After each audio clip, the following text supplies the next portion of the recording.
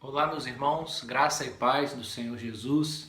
Que bom que você está tendo esse tempo aí de culto doméstico. Que bênção que o Senhor nos dá, que privilégio que Ele nos dá e que Ele fale conosco também nesse momento através da palavra. Quero começar esse momento de reflexão chamando você para lermos o texto de Hebreus, capítulo 2, do versículo 1 ao versículo 4. Abra sua Bíblia, Hebreus, capítulo 2, do versículo 1 até o versículo 4. Durante essa exposição, nós faremos uso de vários textos bíblicos. Não vai dar para a gente ler todos aqui, para que não fique também cansativo para os irmãos. Mas como é um vídeo, você pode fazer anotações, depois com calma e fazendo essas leituras também no seu tempo de devocional, no seu tempo de reflexão bíblica. Amém? Hebreus capítulo 2, versículo 1 ao 4. Diz assim a palavra do Senhor: Por essa razão, importa que nos apeguemos com mais firmeza às verdades ouvidas, para que delas jamais nos desviemos.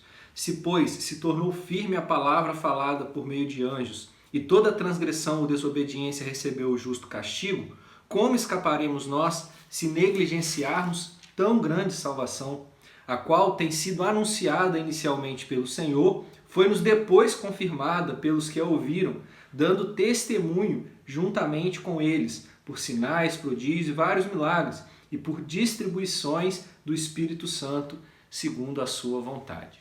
Irmãos, esse texto aqui ele tem duas ênfases. E será realmente os panoramas que tomaremos como reflexão nessa mensagem.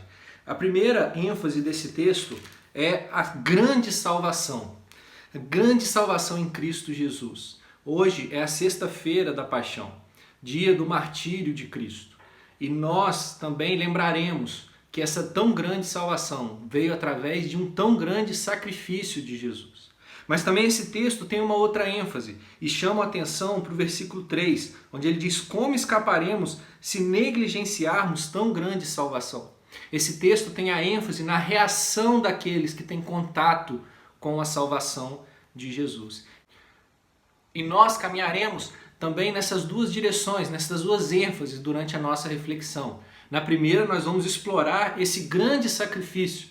Hoje, como sexta-feira da paixão, como o dia da crucificação do Senhor Jesus, nós vamos ter uma análise criteriosa sobre como foi esse sacrifício de Jesus na cruz do Calvário. E num segundo momento, também tomaremos como reflexão essa reação que nós devemos ter ou que temos diante da salvação em Cristo Jesus. Para esse primeiro momento, para essa primeira ênfase do texto, da grande salvação através de um grande sacrifício, a Ive vai nos ajudar. Ela vai fazer uma explanação para nós sobre alguns detalhes que às vezes nos passam despercebidos sobre o grande sacrifício de Jesus na cruz do Calvário. Olá, irmãos, a paz do Senhor, eu espero que estejam todos bem. Agora, neste momento, eu vou levar-nos a entender um pouco sobre o sofrimento que Jesus passou nos momentos que antecederam a crucificação e também no momento da crucificação. Pode parecer um pouco simples quando nós lemos apenas na Bíblia o sofrimento que ele teve, mas é porque nós não temos o conhecimento de quão profundo era esse acontecimento da crucificação e o quanto Jesus sofreu. Então eu vou nos levar a uma viagem cronológica sobre o grau de sofrimento que Jesus estava passando. Logo após que aconteceu a Santa Ceia, Jesus e os seus discípulos saíram para o jardim do Getsemane. Em Mateus 26, 37 e 38 está escrito que Jesus começou a entristecer-se e angustiar-se muito. Então ele disse a Pedro, Tiago e João: a minha alma está cheia de tristeza, até a morte. Ficai e vigiai comigo. Jesus, nesse momento, ele estava totalmente ciente do que iria acontecer com ele nos momentos seguintes. Ele é Cristo, mas ele também, naquele momento, ele era um homem. E ele estava suscetível às mesmas mazelas que nós sofremos. Então, ele estava num momento em que ele estava experimentando um estado de angústia de maneira devastadora. Seu estado psicológico estava dilacerado e ainda combinado com uma profunda angústia, uma sensibilidade aguda e uma súplica intensa, onde ele demonstra lá em Lucas 22, 41 até o 44, que ele se colocava de joelhos e pedia ao Pai, suplicava para que passasse dele esse cálice, mas que seja feita a vontade do Pai. A dor de Jesus era tão grande que foi enviado um anjo para poder confortá-lo. E quanto mais agonia ele sentia, mais ele orava, mais intensamente ele orava. E neste momento também lá em Lucas ele fala que ele começou a suar gotas de sangue. E essas gotas de sangue corriam até o chão. Essa condição na medicina é chamada de hematidrose. E ela está relacionada a uma condição de estresse extremo, tanto físico quanto psicológico. Ela pode ser explicada por uma tensão tão violenta que a pessoa está sentindo, que os vasos sanguíneos que ficam próximo às glândulas sudoríparas da nossa pele, eles começam a dilatar-se e romper, fazendo com que o sangue e o suor se misturem. E isso faz com que a pessoa comece a soar sangue, gotículas de sangue. Logo após esses acontecimentos, Judas chega com os guardas para prenderem a Jesus. E logo que ele é preso, ele é levado até a casa de Caifás, que era o sumo sacerdote, onde ele passou por um interrogatório, onde estavam tentando incriminá-lo com falsas testemunhas, rasgaram as vestes dele, acusavam de blasfêmia, cuspiram nele, deram socos e pontapés e tapas nele durante toda a noite. Logo pela manhã, ele foi levado à presença de Pôncio Pilatos, que era o governador, e novamente foi interrogado, onde ele não respondeu quanto às acusações que foram feitas contra ele. Pilatos, ele vai lavar suas mãos e vai dessa maneira liberar a Barrabás, que a pedido do povo, e condenar Jesus para ser crucificado. O açoite que Jesus sofreu quando Pilatos pediu para poder eles levarem Jesus da presença dele, foi feito por uma arma especial chamada azorrague, que é um tipo de chicote que tem 12 tiras de couro, e na ponta de cada uma dessas tiras tem pedaços de ossos que são extremamente pontiagudos. E esses pedaços de ossos servem para poder grudar na pele e logo depois serem arrancados, ser arrancado um pedaço da pele também. A quantidade de chicotadas que Jesus sofreu foram 39 chicotadas. Por quê? Eles separaram 40 chicotadas para poder serem dadas, mas os soldados eles nunca davam 40 chicotadas, porque eles não queriam cair na ira de Deus, aplicando mais chicotadas do que o preso, o condenado, realmente merecia. Então, considerando que Jesus levou 39 chicotadas e cada uma dessas chicotadas faziam 12 feridas na pele dele, podemos contar com 468 feridas abertas nas costas de Jesus. Logo depois desse açoite, os soldados eles pegaram Jesus, arrancaram as roupas que ele estava e colocaram uma túnica vermelha. E essa túnica, quando a gente tem um machucado na pele e colocamos uma capa, alguma coisa por cima desse machucado, o sangue começa a coagular ali e junta esse pedaço na pele. Logo depois que os soldados colocaram a túnica em Jesus, eles zombavam de Jesus, eles arrancaram essa túnica de novo, fazendo com que essas feridas abrissem todas de novo, qualquer uma que já tivesse cicatrizada ou alguma coisa assim. E esses soldados também colocaram uma coroa de espinhos em Jesus, e eu quero chamar atenção para esses espinhos. Eles eram espinhos africanos, eles tinham entre 7 centímetros e 10 centímetros de comprimento. Eles eram tão fortes e tão rígidos que os marceneiros da época utilizavam esses espinhos como pregos. E esses espinhos foram colocados em forma de coroa na cabeça de Jesus, e esses soldados também batiam com um pedaço de cana na cabeça de Jesus. Logo após esses acontecimentos, eles colocaram Jesus para levar a própria cruz até o local da crucificação. Provavelmente seria somente a parte horizontal da cruz, por quê? A cruz inteira devia pesar mais ou menos 150 quilos. Então era muito pesado para um homem carregar. Então Jesus foi levado do local onde ele estava até o local da crucificação, dava mais ou menos 2 quilômetros. Então, um homem debilitado como Jesus estava, carregando um pedaço de madeira extremamente pesado durante 2 quilômetros. Enquanto eles estavam indo, ele passava pelo povo e o povo esbofeteava ele, batia, cuspiam nele, apedrejavam, até o momento que ele chegou no local da crucificação. Quando Jesus chegou no local da crucificação, foi preciso que ele deitasse na cruz. Lembrando que Jesus estava com 468 feridas pelo corpo. Ao ser crucificado, eles usaram pregos nos pés e nas mãos de Jesus. Abro um parênteses aqui para poder falar que nem todos os condenados eles eram pregados, eram utilizados pregos com eles. Mas os pregos eram utilizados para aqueles criminosos da pior espécie. Esses pregos eles têm entre 15 a 20 centímetros de comprimento. Eles têm uma cabeça com 6 centímetros de diâmetro e a outra extremidade é extremamente pontiaguda. Então, Jesus ele viu o soldado levantar o prego, levantar o martelo e pregar no seu braço, na sua mão. E ele sentiu todos os nervos do braço até serem repuxados no momento em que ele enfiou esse prego. Mas esse daí foi o primeiro prego. O segundo prego já foi bem mais complicado do que o primeiro, porque a cruz era muito maior do que para Jesus, porque a cruz era para Barrabás. E quando você era pregado, já tinha um lugar pré-estabelecido na cruz para onde iria fincar esse prego. Então, Jesus teve que ser esticado, o braço de Jesus teve que ser totalmente esticado, de maneira que deslocou o ombro, rompeu ligamentos e tendões, e para poder conseguir fazer esse furo na mão de Jesus. Logo depois disso, a cruz foi erguida.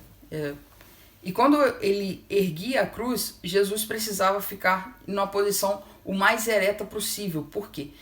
Ele precisava respirar. Quando eles levantavam a cruz, eles jogavam o corpo da pessoa para frente, no momento em que eles levantam a cruz. Então, Jesus precisava prender, fazer força nos braços, para poder ele conseguir respirar. E então ele teve que forçar os músculos das costas, lembrando que ele estava com um braço estendido, os pés pregados e as mãos pregadas também. Então a força que ele teve que fazer nas costas para poder se manter ereto foi muito, muito grande. Outra coisa muito, muito importante quanto à crucificação. Jesus ele não conseguia manter a cabeça muito ereta. A gente tem mais facilidade para poder respirar com uma cabeça erguida, com o pescoço livre ou com a cabeça virada para trás. Por quê? Libera as vias aéreas, as vias respiratórias que nós temos. Jesus, como ele estava com a coroa de espinhos na cabeça, ele não conseguia nem levantar o pescoço, porque se ele levantasse o pescoço totalmente, era possível que ele pregasse mais os pregos dentro do próprio crânio. Então ele precisava manter a cabeça baixada e tendo muita dificuldade para respirar, porque a morte na cruz é uma morte por asfixia. Você se cansa, os seus braços cansam e você decai. E quando você decai, você comprime o seu tórax e o seu tórax impede você de respirar. Então é uma morte por asfixia. Outro parênteses aqui é que as cruzes de algumas pessoas daquela época possuíam um assento na direção das nádegas para poder facilitar a respiração da pessoa e tudo mais. Mas no caso de Jesus não tinha esse assento, então ele estava sofrendo o pior possível. Jesus aguentou a crucificação por 6 horas. E alguns minutos antes de morrer, Jesus já não estava sangrando mais. Simplesmente saíam água dos seus cortes e das suas feridas. O que estava sinalizando que o sangue de Jesus estava acabando. O corpo humano ele tem em média 5,5 litros, de 5,5 litros a 6 litros de sangue dentro do corpo. Jesus ele derramou todo o sangue. Ele teve 3 pregos enormes cravados nos seus membros, teve uma coroa de espinhos na sua cabeça, buracos enormes de açoites nas suas costas, ferimento de pedradas, e ainda teve o soldado romano que perfurou o tórax de Jesus e viu que estava saindo sangue e água. E mesmo nesse momento, nós podemos ver que a morte não venceu Jesus, porque ele poderia ter morrido em todos esses processos, porque foi um momento muito doloroso para Jesus. Mas a morte não venceu em nenhum momento, porque no final Jesus ele se equilibrou. Foi a penúltima frase que Jesus disse no momento da crucificação. Ele se equilibrou nos seus pés, que estavam presos um por cima do outro. Ele tomou o fôlego e disse que está consumado.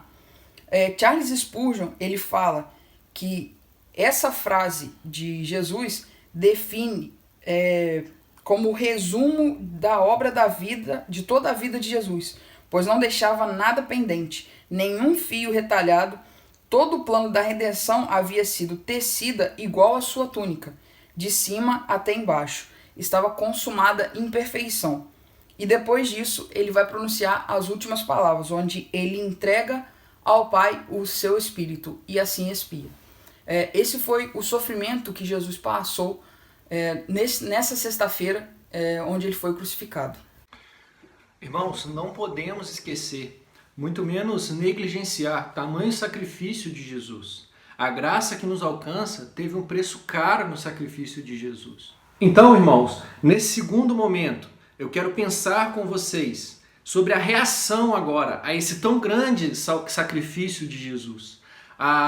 Hebreus diz que o que faremos nós se negligenciarmos? Em outras palavras, o escritor aos Hebreus está dizendo o que nós faremos se formos omissos a tão grande salvação que vem através de tão grande sacrifício. Nós vemos no caminho de Jesus, se percorrermos ali o caminho de Jesus quando ele é preso, interrogado e levado à cruz, muitas pessoas foram omissas a essa situação. É verdade que não podemos perder de vista que o sacrifício de Jesus não surpreende a Deus. Atos registra palavras de Pedro dizendo que Jesus morreu para cumprir um propósito divino, mas foram homens assassinos que o levaram à cruz. E durante esse caminho, muitos foram omissos. Pedro é um desses personagens que foram omissos. No momento em que Jesus é preso, interrogado, Pedro é questionado sobre a sua relação com Jesus e ele se torna omisso sobre a sua relação com Jesus nesse momento. Você pode ver isso em Lucas capítulo 22, entre o versículo 54 e 60. Nós vamos ver também que o sinédrio dos judeus tornam-se omissos também com relação ao Senhor Jesus, porque se levantavam falsas testemunhas com o apoio desse sinédrio, agora corrupto e omisso diante da condenação de um inocente. Nós vamos ver que Caifás e Anás são homens também que tinham em suas mãos poder para determinar a situação do Senhor Jesus e tornaram-se omissos por causa de medo. Caifás, lá em João capítulo 18, do versículo 12 ao 14, ele mesmo diz, olha, é melhor nós entregarmos apenas um homem à morte, porque se nós o assumirmos como o Messias de Deus, muitos de nós padeceremos na mão do governo romano. Então deixemos que apenas um homem seja morto. Omissão de Caifás, omissão de Anás, que era líder também religioso dos judeus, omissão de Pilatos. Pilatos também tinha em suas mãos poder para discernir o segmento dessa condenação, mas ele escolhe o caminho da omissão. Ele lava suas mãos. Irmãos, não existe caminho neutro. A palavra do Senhor Jesus diz, ou você há de agradar a um Senhor e aborrecer a outro, há de amar a um Senhor e odiar a outro. Você decidir não amar o Senhor, você decidir não se posicionar ao lado de Jesus, você está decidindo ser contrário a Ele. Pilatos torna-se omisso. É interessante que no credo dos apóstolos, nos primeiros séculos da igreja, existe uma citação que diz o seguinte, creio em Jesus Cristo, seu único Filho, nosso Senhor, que foi concebido pelo poder do Espírito Santo, nasceu da Virgem Maria e padeceu sob Pôncio Pilatos, foi crucificado, morto e ressuscitado, desceu ao Hades, ressuscitou ao terceiro dia, subiu aos céus e está sentado à direita de Deus Pai Todo-Poderoso, de onde há de vir julgar vivos e mortos. No credo apostólico dos primeiros séculos da igreja, estava citado que Jesus padeceu sob as mãos, sob o governo de Pôncio Pilatos. Pilatos se tornou omisso e no credo dos apóstolos, um dos responsáveis também no processo condenatório do Senhor Jesus. Irmãos, não podemos ser omissos. O povo também foi omisso naquele momento da crucificação de Jesus. Nós vemos em Mateus capítulo 27, versículo 20, que aquele povo foi omisso por falta de conhecimento. Eles foram enganados, eles foram ludibriados e levados a gritar para que houvesse a crucificação de Jesus.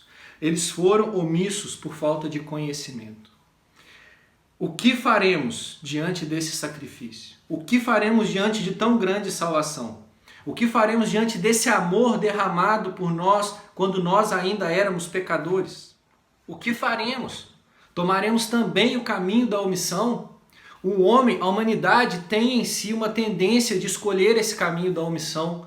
Desde o jardim do Éden, quando Adão, após ter comido o fruto do conhecimento do bem e do mal, ouve os passos de Deus no jardim, ele se esconde, ele se torna omisso. Nós temos essa tendência em nós.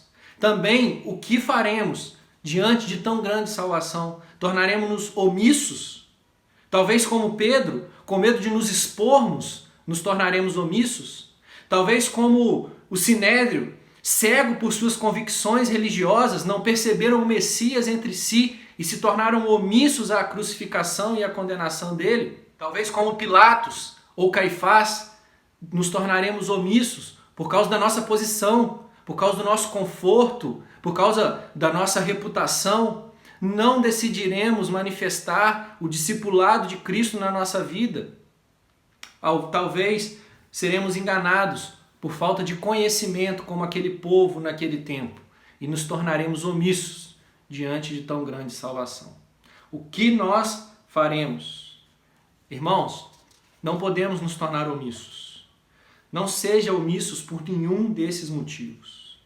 A palavra de Deus, ela nos mostra que nós somos chamados a ser sal e a ser luz. Uma luz no meio das trevas, ela não torna-se omissa.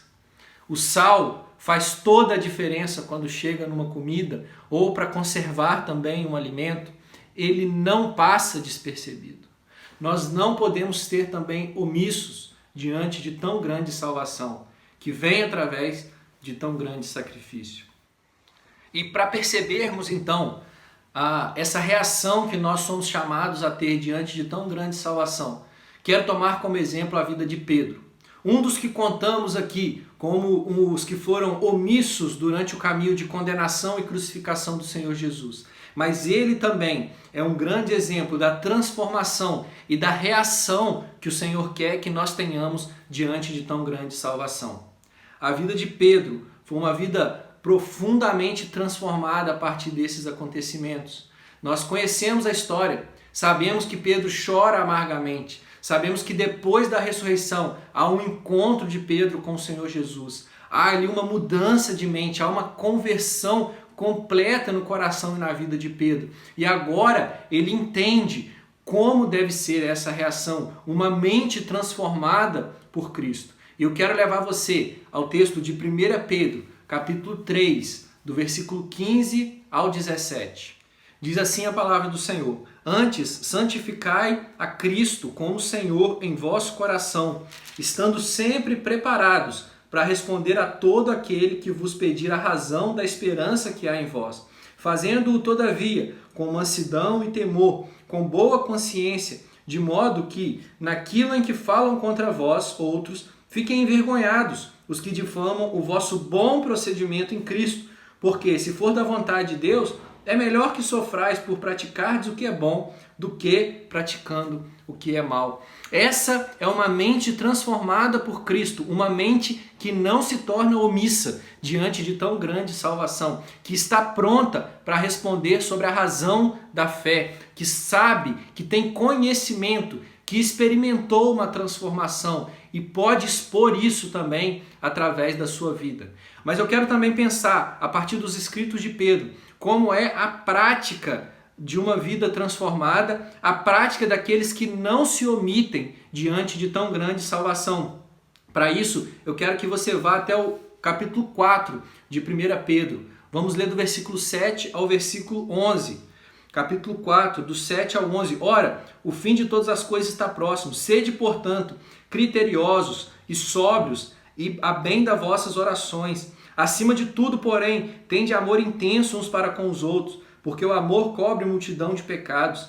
Sede mutuamente hospitaleiros, sem murmuração. Servi uns aos outros, cada um conforme o dom que recebeu, como bons despenseiros da multiforme graça de Deus. Se alguém fala, fale de acordo com os oráculos de Deus. Se alguém serve, faça-o na força que Deus supre, para que em todas as coisas seja Deus glorificado por meio de Jesus Cristo, a quem pertence a glória e o domínio pelos séculos dos séculos. Amém. Essa é a prática de alguém que não se omite diante de tão grande salvação.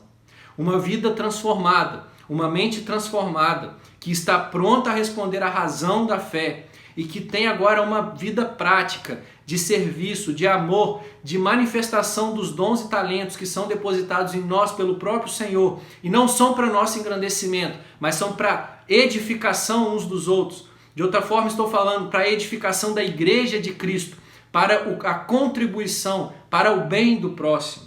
Essa é a prática daqueles que não se omitem diante de tão grande salvação.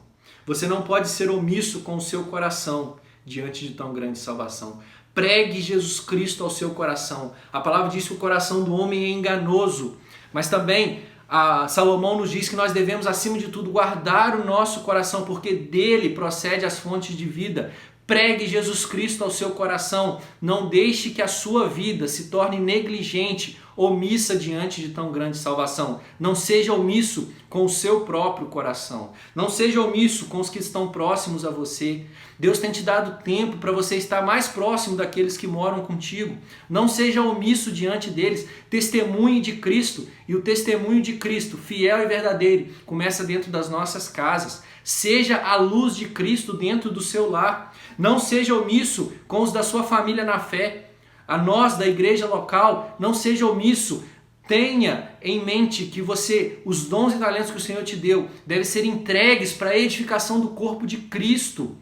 Sirva com excelência. Não seja omisso diante dos seus companheiros de família na fé local, mas também não seja omisso diante da família da fé espalhada por esse mundo. Não seja omisso em suas orações. Se comprometa com a causa de Deus global. Se comprometa com o campo missionário. Se comprometa com aqueles que estão padecendo perseguição. Não seja omisso diante dos seus irmãos que estão em situações adversas.